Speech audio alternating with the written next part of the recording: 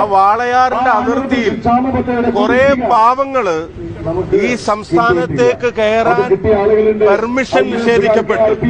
തിരിച്ചങ്ങോട്ട് പോവാൻ അവരും അനുമതി കൊടുക്കാതെ കാത്തിരുന്ന ഒരു സമയത്ത് അവർക്കൊരു കുപ്പി വെള്ളവും കുറച്ച് പഴവും കൊണ്ട് പോയ ഞങ്ങളെ മരണത്തിന്റെ വ്യാപാരികളെന്ന് വിളിച്ച് ആക്ഷേപിച്ച ആളുകളാണ് ഇവരെല്ലാവരും.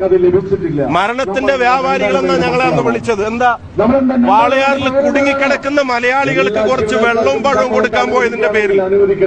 എന്നിട്ട് അങ്ങനെ വിളിച്ച് ആക്ഷേപിച്ച ആളുകൾ ഒരു ദുരന്തത്തെ എങ്ങനെ ഉപയോഗിച്ചു എന്നുള്ളതിന്റെ നഗ്നമായ തെളിവുകളാണ് CAG റിപ്പോർട്ടുകൾ.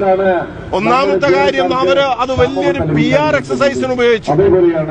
മനുഷ്യത്വരഹിതമായ PR എക്സസൈസിന് കോവിഡ് കാലത്തെ ഉപയോഗിച്ചു. രണ്ടാമത്തെ കാര്യം, നമ്മൾ മരണ വീട്ടിൽ പോക്കറ്റ് അടിക്കരുതെന്ന് പറയുന്നുണ്ടല്ലോ, അതിനേക്കാൾ തരംതാണ തലത്തിൽ ആ കോവിഡ് സമയത്ത് ജനങ്ങളുടെ ആശങ്ക അഴിമതി നടത്താൻ ഉപയോഗിച്ചു എന്നുള്ളത് തന്നെയാണ് ഈ റിപ്പോർട്ടിൽ പുറത്തു വരുന്നത്.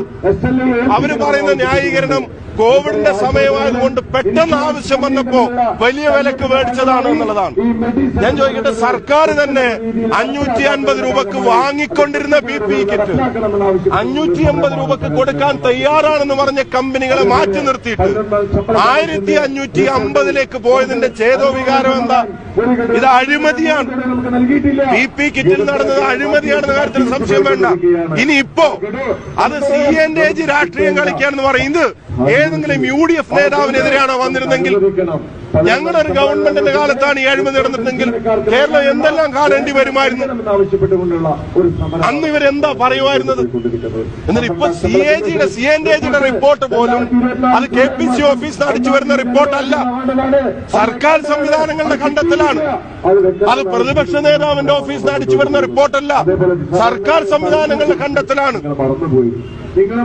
അതുകൊണ്ട് ഇത് അഴിമതിയാണ് എന്നുള്ള കാര്യത്തിൽ ഒരു സംശയവും വേണ്ട. നിയമ നടപടികളുമായി മുന്നോട്ട് പോകും.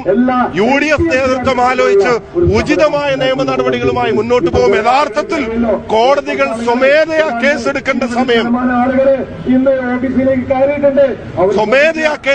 സമയം അതിക്രമിച്ചു കഴിഞ്ഞിരിക്കുകയാണ്.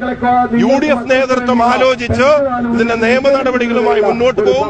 അന്നത്തെ മുഖ്യമന്ത്രിക്കും ഈ റിപ്പോർട്ടിൽ പരാമർശിച്ച അന്നത്തെ മന്ത്രിമാർക്കും ഇതിന്റെ ഉത്തരവാദിത്തത്തിൽ നിന്ന് ഒഴിഞ്ഞു മാറാൻ കഴിയില്ല. സംസ്ഥാനത്തിന് വലിയ നഷ്ടമുണ്ടാക്കി. അത് അഴിമതി തന്നെയാണ് എന്ന് സംശയങ്ങൾക്ക് അതീതമായി തെളിഞ്ഞിരിക്കുകയാണ്.